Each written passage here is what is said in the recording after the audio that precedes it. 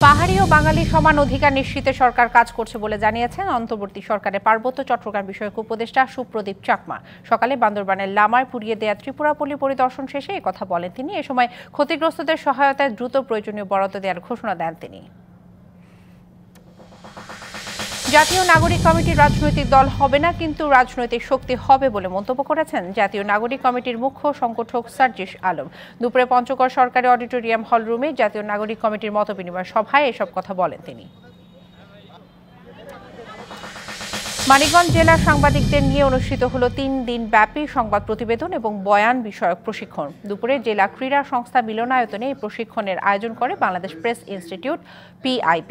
প্রশিক্ষণ শেষে ৩৫ জন সাংবাদিকের হাতে সনদপত্র তুলে দেওয়া হয়। গোপালগঞ্জের জাসাসের ৪৬তম প্রতিষ্ঠা বার্ষিকী উপলক্ষে আলোচনা সভা এবং দোয়া মাহফিল হয়েছে।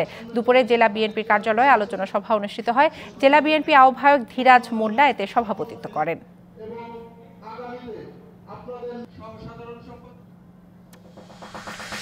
পাবনার এডওয়ার্ড কলেজের ব্যবস্থাপনা বিভাগে সুবর্ণ জয়ন্তী ও পুনর্মিলনী উদযাপিত হয়েছে। সকালে এডওয়ার্ড কলেজের শিক্ষার্থীদের আয়োজনে ব্যবস্থাপনা বিভাগের চত্বর থেকে বর্ণাঢ্য শোভাযাত্রা বের হয়। এটি শহরের প্রধান সড়ক প্রদক্ষিণ করে। পরে সাংস্কৃতিক অনুষ্ঠানের আয়োজন করা হয়।